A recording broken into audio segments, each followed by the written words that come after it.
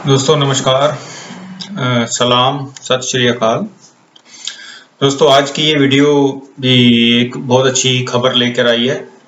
अभी कुछ ही देर पहले मेरी फिर से सैफ पर बात हुई है और उसने कुछ बहुत ज़रूरी बातें जो सैफ की कस्टमर केयर जो लेडी थी उसने मुझे बताई हैं, जो मुझे लग रहा है कि आप सब लोगों को पता होनी चाहिए।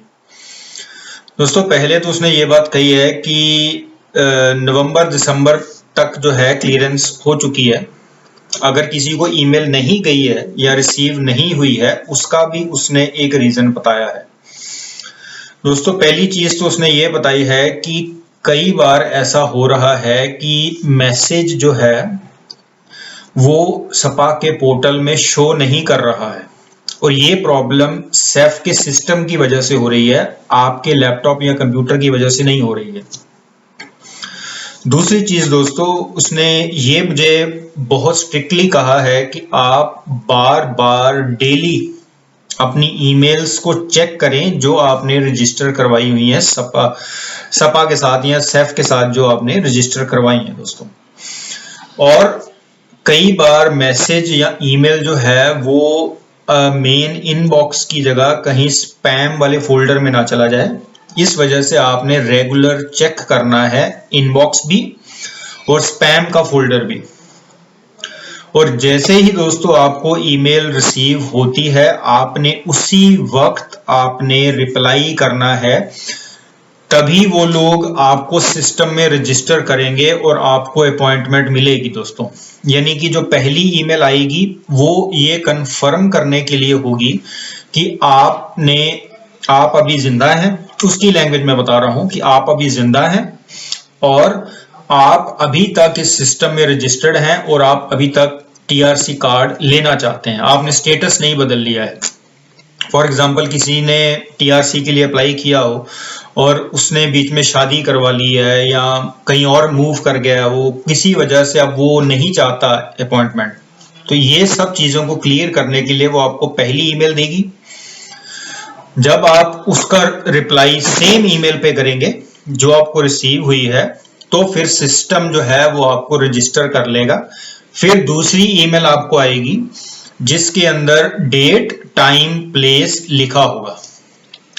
तो इसी वजह से दोस्तों उसने मुझे बार बार ये बात बोली है कि आप प्लीज अपनी ईमेल चेक करते रहें बार बार। और जैसे ही मैंने आपको शुरुआत में बताया कि कई बार सपा के पोर्टल के ऊपर आपको मैसेज शो नहीं करता, तो आप इस चक्कर में कहीं बैठे ना रह जाएं कि सपा में तो अभी तक पोर्टल में मैसेज आया, इसका मतलब अभी तक नहीं हुआ है। दोस्तों अगर आपने इस टाइम पीरियड में यानी कि 10 दिन के टाइम पीरियड में अगर आपने ईमेल को रिवर्ट ईमेल का जवाब नहीं दिया, तो आपका प्रोसेस फिर से स्टार्ट में चला जाएगा। ये उसने मुझे बोला है क्योंकि मैंने उससे पूछा था कि अगर हम टाइम पर ईमेल का रिप्लाई नहीं करते तो क्या होगा। तो फिर उसने बोला है कि आप फिर से सिस्टम के बिल्कुल पीछे चले जाएंगे, फिर जीरो से स्टार्ट करना पड़ेगा आपको। वही बात होगी दोस्तों, फिर दूसरा मौका नहीं मिलेगा कि आप एक मिस हो गया तो चलो आप 2 महीने बाद फिर से नई डेट ले लो, ऐसा नहीं होगा। दोस्तों एक और बहुत ही बेहतर खबर, खुशखबरी उसने मुझे दी है कि जो सिस्टम अभी जिस हिसाब से चल रहा है, तो सैफ ने ये प्लान कुछ इस तरह से किया है कि विद इन 3 मंथ्स उसने सारे के सारे जो पेंडिंग केसेस हैं वो निपटा देने हैं, ये उसने कहा है।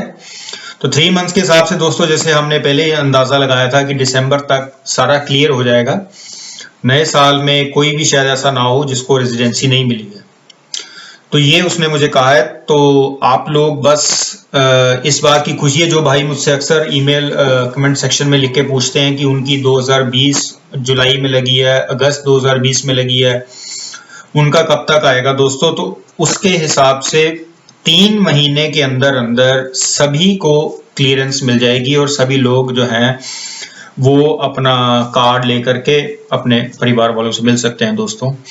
तो ये एक बहुत अच्छी खबर है जो आप लोगों से मैंने शेयर करी है दोस्तों। एक बार फिर से मैं अपनी बात वही रिपीट कर रहा हूं दोस्तों कि अपनी ईमेल बार बार चेक करते रहें, भले ही आप 2019 में आपने फाइल लगाई है या 2020 में आपकी फाइल लगी है, आपने रिपीटेडली चेक करना है। इनबॉक्स भी चेक करें और स्पैम वाला फोल्डर भी आपने चेक करना है, बार बार चेक करना है। जैसे ही आपको ईमेल आए उसी समय आपने उसका रिप्लाई कर देना है कि हाँ मुझे ये चाहिए, ये जो भी ईमेल में लिखा होगा। और दोस्तों जैसे मैंने आपको 1-2 दिन पहले वीडियो में बताया था कि लैपटॉप और पीसी का इस्तेमाल करें, फोन के सहारे ना बैठा रहें दोस्तों, क्योंकि ये अपॉर्चुनिटी है, अगर हाथ से निकल गई तो बहुत देर हो जाएगी दोस्तों। तो अगली वीडियो में मिलेंगे। अगर आप लोगों के कोई सुझाव हैं या आप कोई इन्फॉर्मेशन देना चाहते हैं तो नीचे कमेंट सेक्शन में लिख करके बताएं। आप सब लोगों का बार बार हार्दिक तौर पे धन्यवाद।